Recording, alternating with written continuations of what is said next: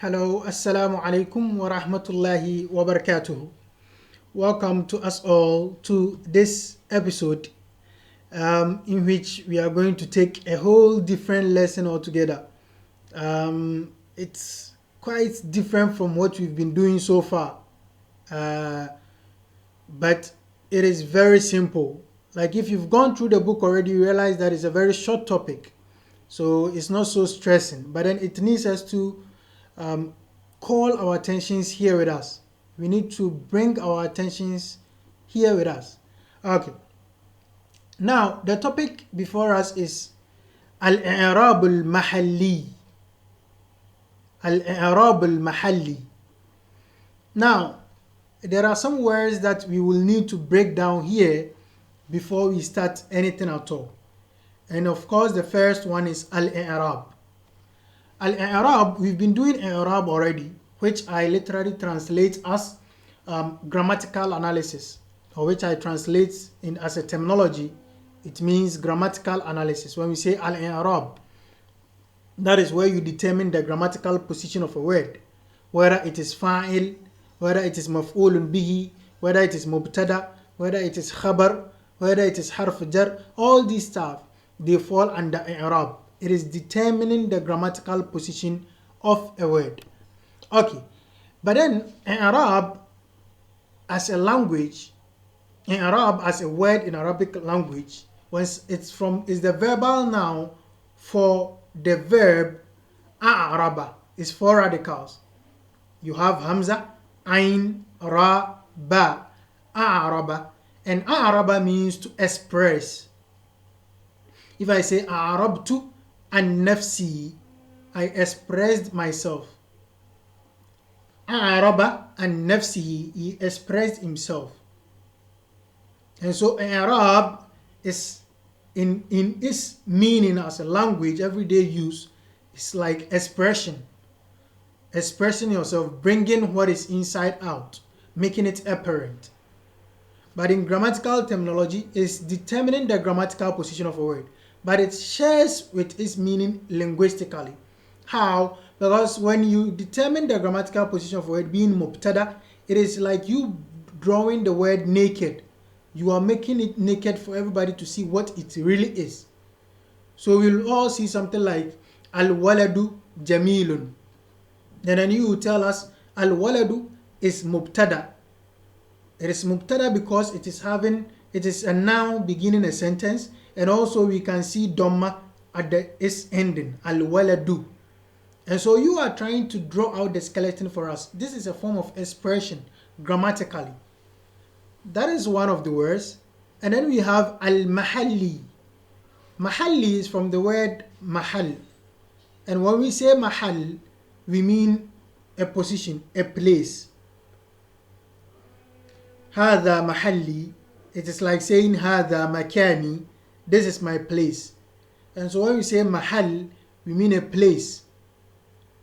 Okay. When I say mahal bay'i sayyarat, mahal bay'i sayyarat, or mahallu bay'i sayyarat, the place where cars are sold. So mahal basically means place. And then it says al-mahalli. So we are going to, it is kind of you doing the grammatical analysis, but then in this case, this is a word which has hijacked a position. Al-i'rab al-mahalli. In this case, when you are doing the grammatical analysis, as against the al-waladu that I said it is mubtada. Why? Because it is starting a sentence, and when a noun starts a sentence, it is mubtada. And what is the sign that shows us that this is mubtada? It is the raf'u, because we say al-mubtada marfu'un da'iman. Mubtada is always marfu', unless in special cases, but it is always marfu'. Okay. Now, when you see a word, it is marfu' and the sign of raf'u is dhamma. So if I say al-waladu, you can see the dhamma there. Now you come and see a word. This word is a noun beginning a sentence, but it doesn't have dhamma. It is not marfu'. What do? This is where al-i'rab al-mahalli comes in. The word is a noun beginning a sentence, but it is not marfu. It doesn't have the dhamma. Okay, it means that this word is static. It does not change, and it has hijacked the position of the mubtada. Okay, so when you are doing the i'rab, you will have to make it clear that this word is standing in the position of mubtada, but this word you are talking about is because it is static, it does not change. It is maybe mabni, it is mabni, that's why its vowel is static, it doesn't change. But the position it is standing in is either the position of a mubtada, it is either the position of a fa'il, it is either the position of a maf'ulun bihi, but then it is not taking its vowels. It is not taking the designated vowel. Okay, now with this done, let's get into, so al-i'rab al-mahalli basically means positional grammatical analysis. Positional grammatical analysis. We can take it like that. Okay, now let's see this, the examples. It says the words I highlight, that is where we put our focus on. It says anta rajulun muhadhabun. Anta rajulun muhadhabun. You are a well-mannered man. Muhadhabun, well-mannered. He says sa'adtu haula'i al-masakin. Sa'adtu from the verb sa'ada, to help. Sa'adtu, I helped these poor ones. Al-masakin means poor ones. Haula'i, these. And then you see ataftu ala hadha al-marid. Atafa is to feel the emotion for, feel for. So if I say ataftu ala hadha al-marid, I felt for this patient. So you look at this word haza here, is where you cast your focus on. Then you have la tashrabanna al-ma'a al-kadira. So we have also tashraba. Okay. Now we look at something. Even before we go down, you've already learned about mubtada, you've learned about fa'il, you've learned about maf'ulun bihi, you've learned about ismu majrur, and then you've learned about fi'l mudari. So let's first even look at something before we get to the analysis. Now where we are going to, we don't depend mostly on the bahth. We try to understand it even before we get there. Okay, so he says anta rajulun muhadhab. Anta is a noun, a pronoun, so it's a noun. You. But then it is beginning a sentence, and so we can confidently say at this step that it is mubtada. But then we've known mubtada to be marfu. Mubtada should end in dhamma. It should be marfu basically. But this is the case where we can see anta having fatha. Anta ending in fatha. You can see the sign clearly on it. So what is happening? This is what we will come to understand. It means that when we are doing the i'rab, the grammatical analysis, we can't say anta is mubtada marfu'un. No, it is not marfu'. So the i'rab pattern will change. Okay, we will get to the i'rab again. Sa'adtu haula'i al-masakin. Sa'adtu, I helped these. So the these here is the object, is the maf'ulun bihi. And we've learned that maf'ulun bihi mansubun da'iman. Maf'ulun bihi is always mansub, and mansub meaning that you should see it taking fatha. And this is the case where there is no fatha. It is rather ending in kasra. It doesn't even have any reason that why it's ending in kasra. You can't see anything causing it to end in kasra. It means that we can also say here that haula'i is maf'ulun bihi mansubun. We can't go straight and say it is mansub. Okay. Again to the third one. He says ataftu ala hadha al-marid. I felt for this patient. Ala is harf jar. It's a preposition. And we've learned that when preposition comes and the noun that follows it, should be majroor. It should end in kasra. But this is the case. You can see hadha ending with alif. And this alif here is considered to be having sukun. It has no vowel. So we say it's having sukun. So why is it not ala hadi? Why is it not kasra? Because this noun here is mabni. It's indeclinable. The vowel does not change. And so in the same vein, we can say hadha ismu majrur because it's coming after a preposition. We can say hadha ismu majrur wa alamatu jarrihi al kasra. We can't go that way. Because the jar, we can't see the majrur clearly. The kasra is not there. Okay. And here also we have la tashrabanna al-ma' al-kadira. Do not drink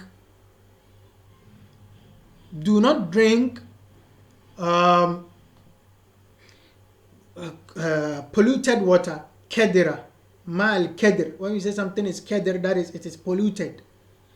La tashrabanna al-ma' al-kadir. Do not drink polluted water. Okay. Now, la tashrabanna. We know that when you are being ordered, the la here is called la an-nahiya. It is a form of la that prohibits you from doing something. And this kind of la, when it comes, the present tense after it should end in majzum. It should end in sukun. But this is the case where we are seeing la tashraba ending in fatha. So we can say fi'l mudari majzum bila an-nahiya. That is how the i'rab should have been. If it didn't have this noon, you see la tashrab with sukun. So that we will say fi'l mudari majzum bila an-nahiya. That is a present tense verb, but it is in the case of the jusif. It is in the jusif case. That is, it takes sukun caused by the la, which is for prohibition. Like I say, la tadhhab. The tadhhab should end in sukun to show that the la is la an-nahiya, la of prohibition. Whenever you are prohibited, the present tense verb that comes should end in majzum. But this is the case, we are seeing something different. It's rather taking fatha. If you remember, we just learned that fi'l mudari becomes mabni in two cases. Yubna fi'l al-mudari fi halatayn. And we said that these two cases are إذا اتصلت بنون التوكيد أو إذا اتصلت بنون النسوة. If it is attached to noun of emphasis or noun of the feminine, the fi'l mudari becomes mabni. So in this case, the fi'l mudari here is also mabni. Okay, now this is a skeleton I've just drew. Let's get to the explanation of the book. Let's see what it has for us. Al-Bahth. He says, Kalimatu anta. The word anta. في المثال الأول مبتدأ. Anta in the first example, as I rightly said, is مبتدأ.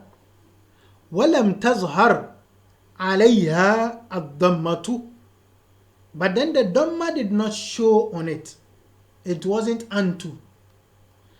لأنها مبنية. Because this anta is indeclinable. It doesn't change. ولو أن اسما معربا. If a noun that is declinable, اسما معربا, a noun that is declinable, حل محلها.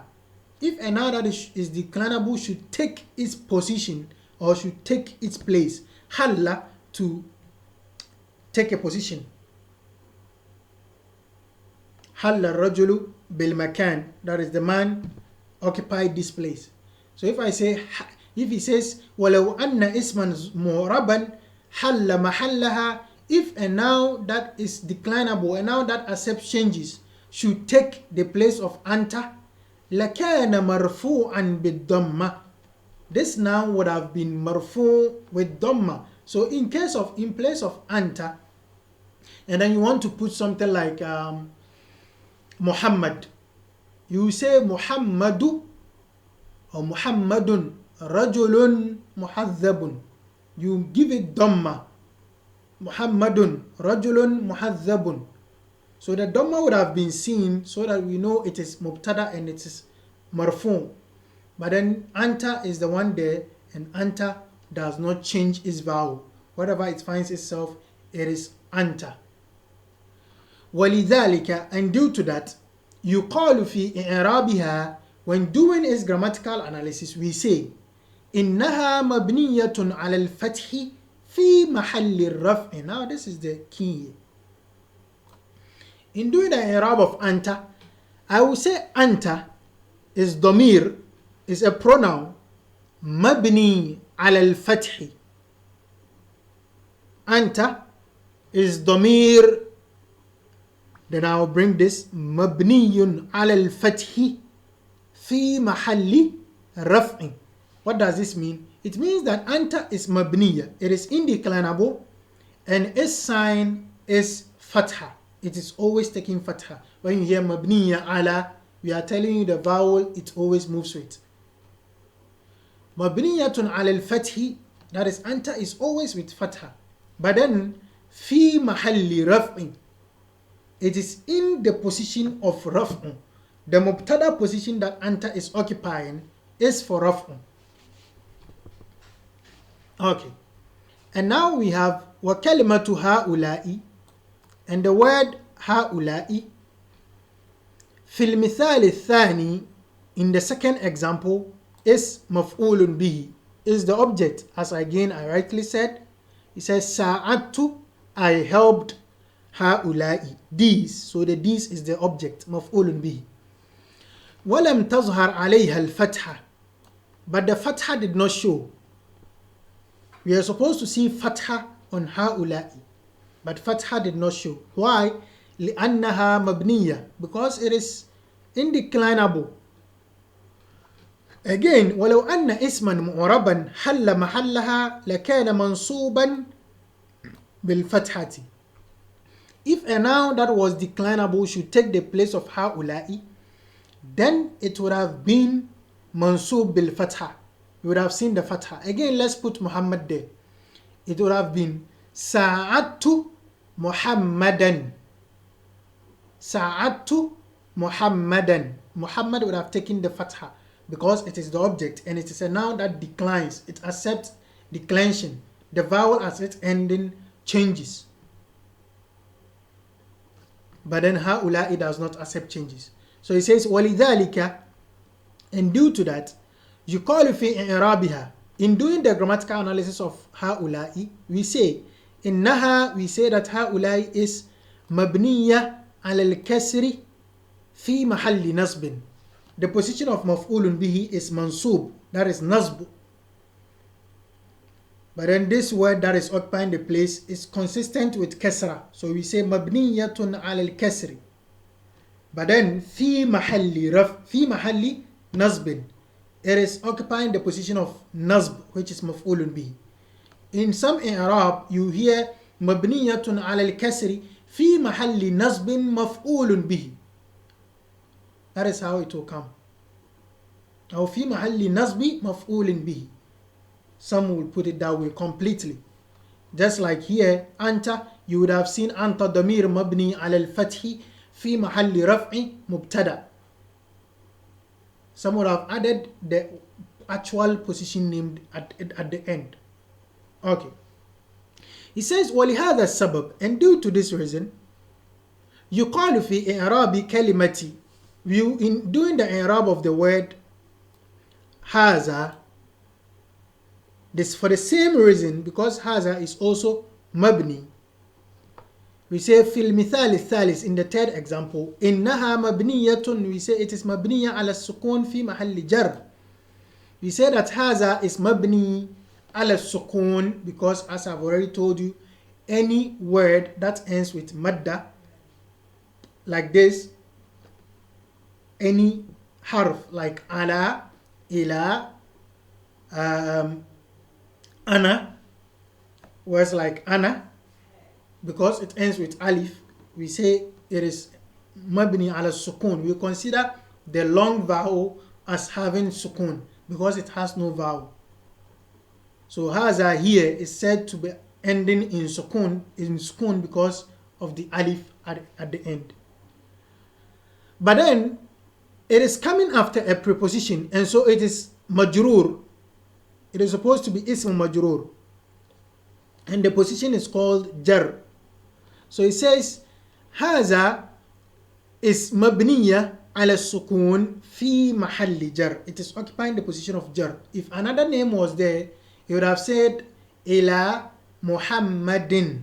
So Muhammad would have said Muhammad ism majrur wa alamatu jarrihi al-kasra al-zahira ala akhiri.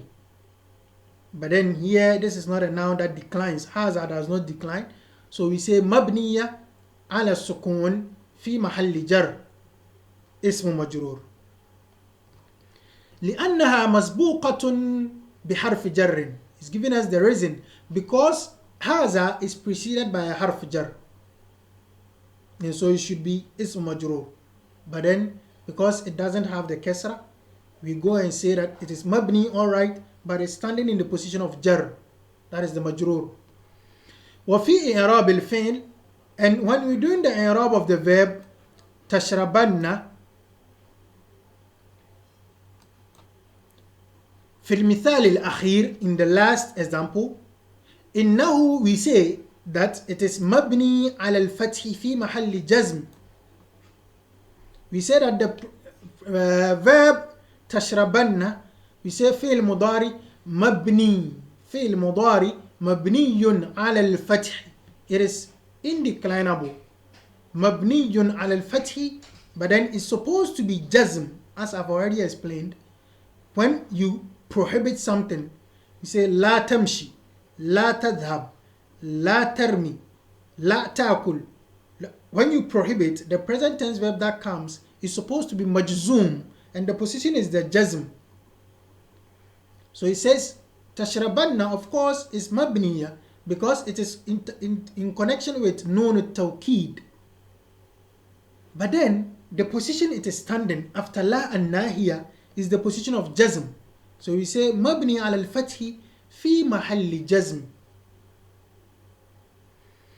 And then he says libina'ihi wa dukhuli la an-nahiya alayhi. Why are we saying it is mabni ala al-fath? Because it is mabni. Libina'ihi. It is mabni, it comes into contact with nun at-tawkid, and so it becomes mabni. And why are we saying it's supposed to be fi mahalli jazm?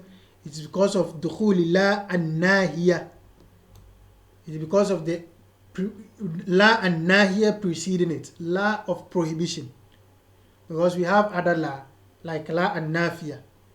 When I say la akulu ta'am, I do not eat food. La ashrabul ma, I do not drink water. This, in this case, the present tense verb that comes is not affected. It comes with is dhamma. But la and nahiya affects the present tense and it makes it majzoom. Okay, now with this explanation, let's read the qaida. Al-qaida, إذا وقعت كلمة مبنية في موضع من مواضع الرفع أو النصب أو الجر أو الجزم لا يتغير آخرها ويقال إنها في محل رفع أو نصب أو جر أو جزم على حسب موضعها في الجملة. What are we saying? إذا وقعت كلمة مبنية, if a word that is indeclinable falls في موضع, falls in a position من مواضع الرفع, among the position of رفع, or نصب, so the position are four, أو النصب, الجر, and then الجزم. So this now is indeclinable, and then we find it coming in the position where it's supposed to be marfu, or where it's supposed to be mansub, or where it's supposed to be majrur, or where it's supposed to be majzoom. What happens? لا يتغير آخرها. This word that is indeclinable, its ending does not change. I will say جاء هذا الرجل. هذا, you don't hear هذو or ha, it does not change. I will say ذهبت إلى هذا الرجل. إلى, I won't say هذه, I won't give it kasra because of إلى. It still remains هذا. It does not change. And then I will say ضربت هذا الولد. It's still هذا ending with its alif sukun. It doesn't change to become mansub. So in any case, words that are indeclinable, they do not change grammatically. And so we say they are indeclinable, but they are standing in the position of raf'u or nazb or jar or jazm. Says لا يتغير آخرها, its ending does not change. ويقال إنها في محل رفع, and we say that it is in the position of raf'u, that is when it occupies the position of raf', or nazbin when it occupies the position of nazb, or jar when it occupies the position of jar, or jazmin when it occupies the position where it's supposed to be majzum. على حسب موضعها في الجملة, per where it finds itself in the sentence, per its position in the sentence. Okay, now mahal is like mawdi or makan. All these are synonyms. Okay, this brings us to the end of this lesson. Inshallah, I hope it's been understood. It's my desire that it's understood. But in any case, if anything is not clear, do not hesitate. Do well to ask. We are building, as you can see, we are building on the last example here. We said tashrabanna, we said it's fi'l mudari, but it's mabni. Previously, just above here, we did bina'ul fi'l al-mudari. So you see that we are building on things. So you should do well to always make your revision strong. And Nahu is like that.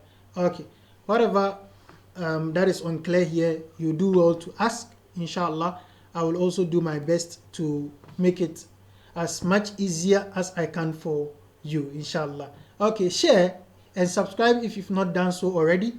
Till we meet again, have a very good Arabic time and revise and practice. Okay, bye. Assalamu alaikum wa rahmatullahi wa barakatuh.